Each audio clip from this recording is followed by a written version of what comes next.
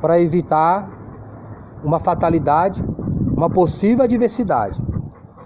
Aí uma dog daquela ali sai e vem para cima de um dog. Aí o dog pega e machuca a cachorra.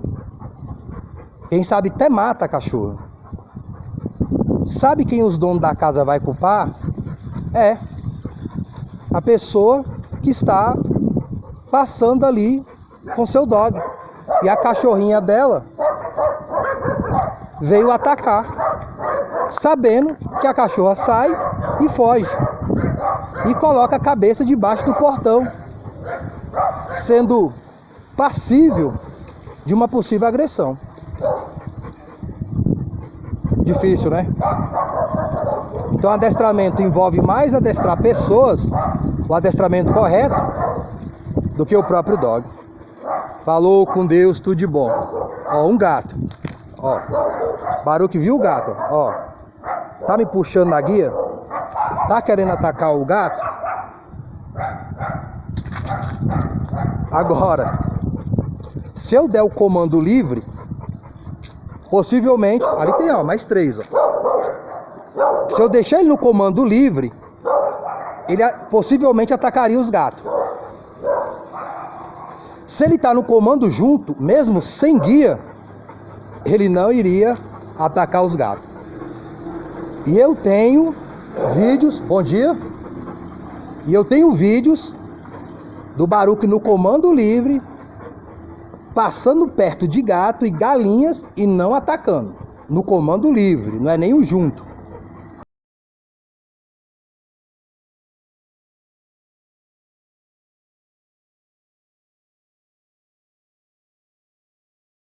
As pessoas são por Cristo como único Senhor e Salvador de suas almas, ou elas não são, tanto em palavras como em obras. As pessoas sempre estão refletindo o mundo espiritual, com Cristo ou sem Cristo. Elas sempre estão transmitindo salvação ou condenação. As pessoas não estão em outro contexto. Mesmo as pessoas que negam o mundo espiritual, tanto Deus como Satanás, elas estão nesse contexto de negar Cristo como único Senhor e Salvador. Elas pensam que o ateísmo, que ignorar Deus, que ignorar o inferno, elas pensam que ignorar a eternidade vai trazer salvação para a alma delas. É uma estratégia que a própria pessoa cria para poder se salvar na eternidade. Ela negar a existência de Deus, ela negar a existência de Cristo como único Senhor e Salvador, ela negar a existência do inferno.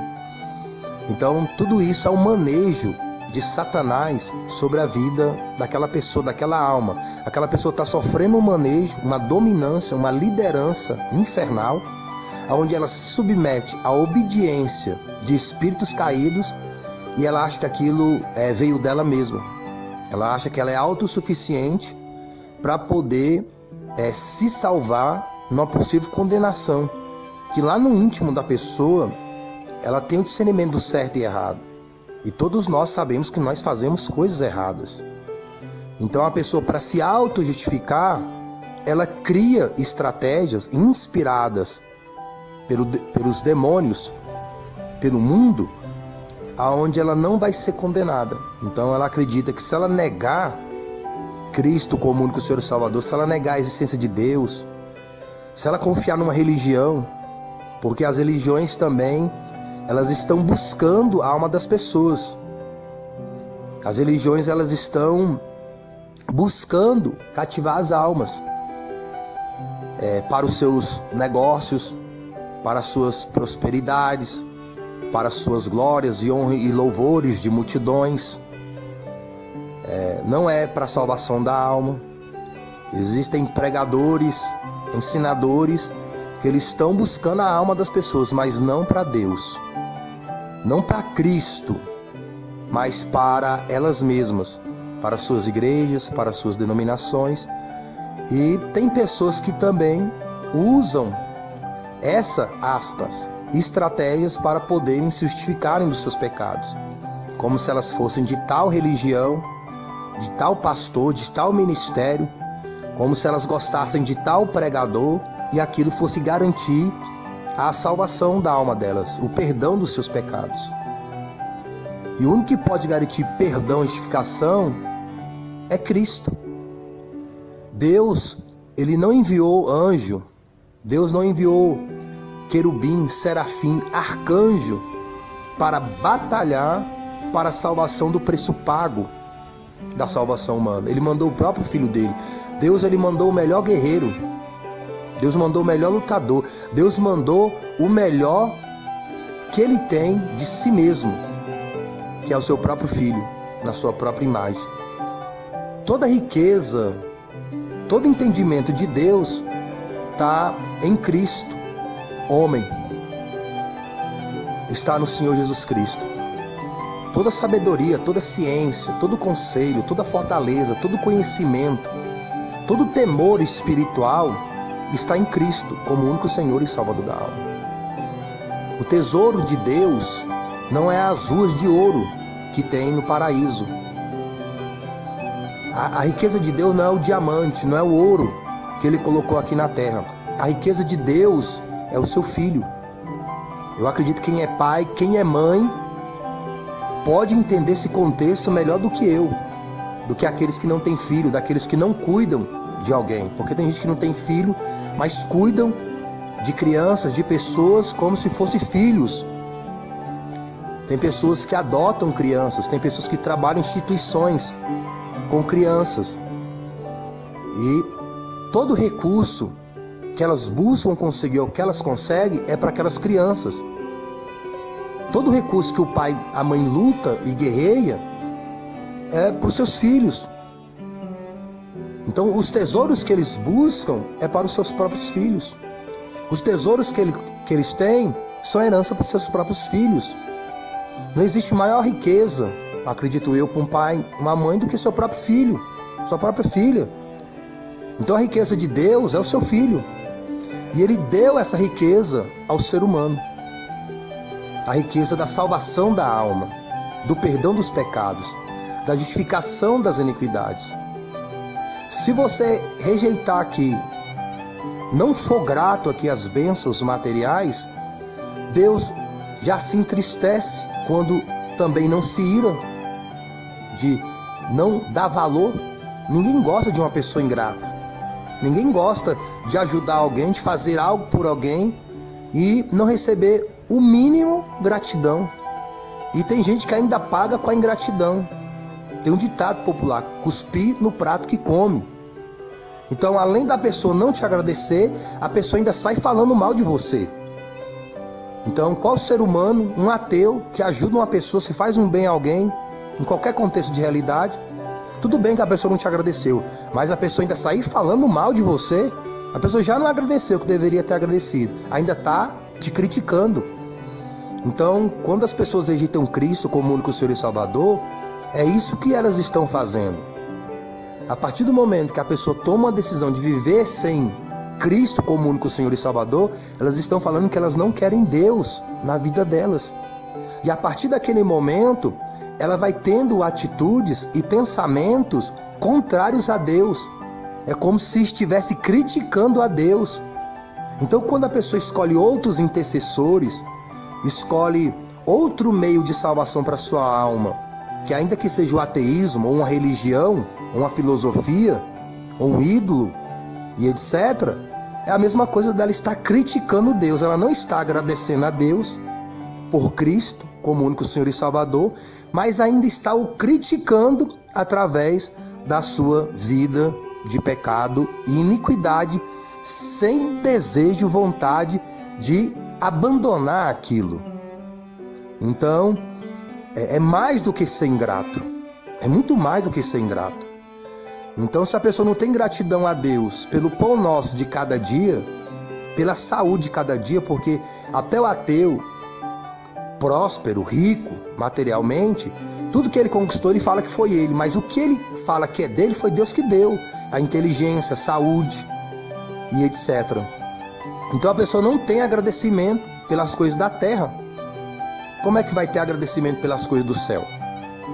E se você não tem agradecimento pelas coisas do céu, pelo Filho de Deus, você não tem a salvação da sua alma.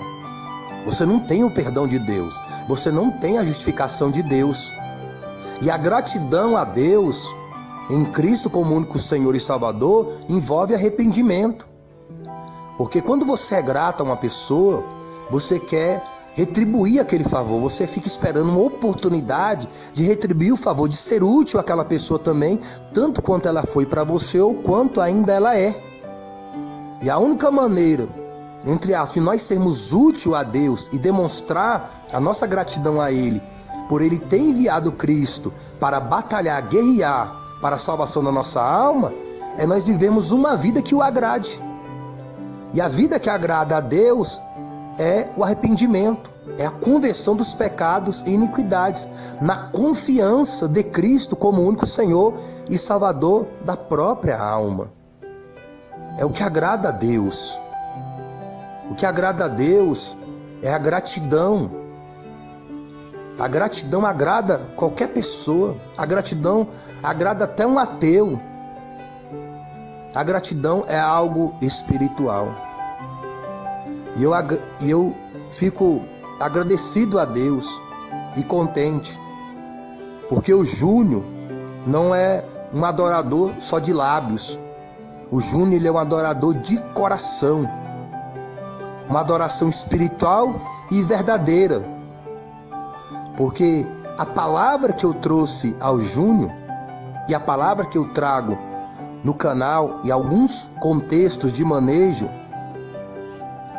não é a minha palavra, mas é a palavra de Deus. É o Verbo que se fez carne e habitou no meio de nós, e vemos a imagem de Deus no seu santo Filho, Senhor Jesus Cristo. E todos aqueles que querem ser gratos a Deus precisam viver arrependidos e convertidos dos seus pecados. Porque não basta adorar a Deus de lábios e o coração está longe dele. Não basta simplesmente agradecer a Deus de palavras, mas de ações.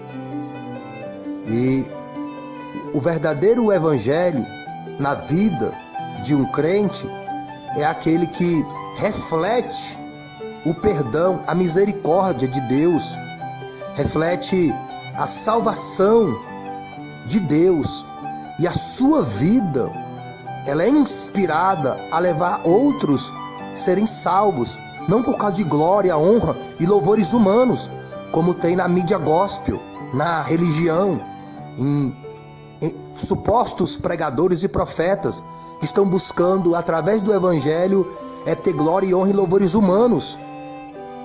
Mas um evangelho que realmente traga louvor e honra e glória a Cristo como único Senhor e Salvador de suas próprias almas, transmitindo esse evangelho com fervor, com sinceridade e com verdade.